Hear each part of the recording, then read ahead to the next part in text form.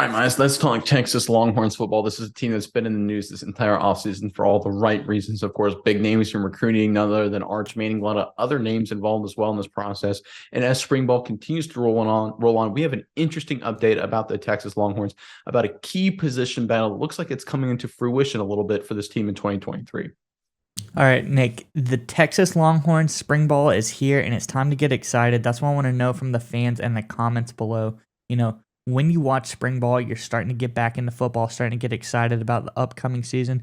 Who is someone you're watching? Who are the guys that you like? Who is the breakout star for Texas that may be going under the radar? Let us know who you love in spring ball so far in the comments down below. There's a lot to love here, Nick. But I think there's something even bigger going on down in Texas for spring ball to watch. What do you got on the Longhorns, Nick?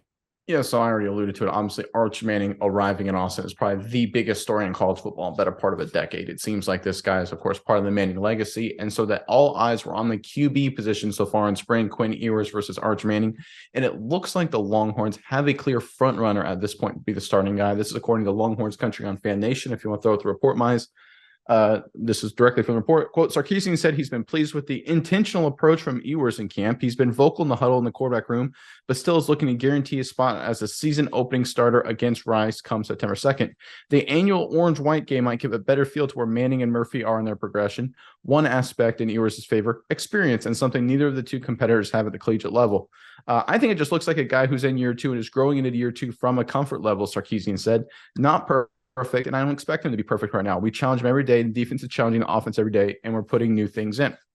All right, Maya. So here's how I take Sarkisian's quotes. Ewers is the guy, right? Obviously, Arch Manning is extremely talented and will eventually be the guy. He could become the guy this season, but I think Ewers right now is winning over Sarkisian, this football team, just because he's taking those progressions. You hear it all the time in sports. It's almost like a cliche. It's just nonstop. The biggest leap anyone ever makes is from year one to year two. But honestly, it is true. That's just the way it works. Second year in a system, it's not as many new things. You're more comfortable, more relaxed. You just perform better. It's obviously Arch Manning's first year, heck, his first few weeks in major college football. There's going to be some growing pains. Ewers, it's year two, and according to Sark, he's acting just like it. And I think that's exactly what Sark wants to see from his quarterback. Because people forget Sarkisian, big-time college football, NFL guy. He's looking for his quarterback to be a lot more than just a physically talented, gifted guy. He wants him to run the offense, manage the game, manage situations, and things like that. Not that Arch Manning won't be able to do that eventually, and I think eventually will come rather quickly. Ewers is just shown to be much further along in that respect right now, and I think that's exactly why Sark and company are leaning in that direction. Miles, give me your thoughts on Ewers, Manning, and everything Texas Longhorns right now.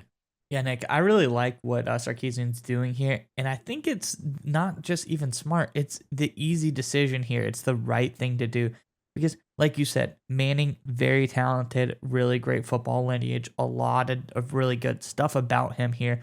But, I mean, it doesn't matter. He doesn't have to start day one to be good. Whether it's later this season, whether it's next year, he's still going to be great. So I don't think there's like any rush to get him out on the field. But Quinn Ewers really showed up last year. You see the first spurts of it in the game against Alabama where they almost pulled that win off. That was so big. And I believe, he got injured that game. Yeah. And if he didn't get injured, they probably end up beating Alabama, Sure. I would say. Yeah. They were doing really, really well in that game up to that point. But he goes into the offseason. Sarkisian commented on he had a really great winter offseason conditioning. He's looking really good come spring here, more comfortable in the offense. He's throwing the ball confidently, comfortably, naturally, sharp decision making. It's like you said, year one, year two, biggest jump because year one, you're in college, you're in a new offensive system. First year doing all of these stuff is going to make you a little bit nervous, a little bit uncomfortable. Now you go back into spring training for the second time.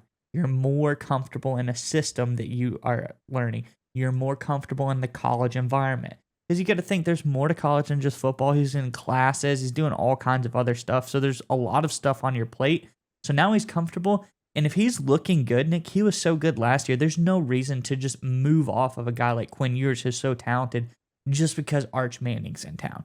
Now, I think Arch Manning is a great player. Yeah. But I think Quinn Ewers is definitely your guy right here. Yeah, and one of the things people forget, right? If you go back to obviously Arch Manning's uncle, Peyton Manning, he obviously had a long career at Tennessee, started and played in a lot of football games, did a lot of things very phenomenally, obviously, at his time in college football. going through his fall camp, it's kind of forgotten now. He was fourth, fifth string quarterback when he was at Tennessee going into the regular season, right? This is Peyton Manning, one of the greatest quarterbacks of all time.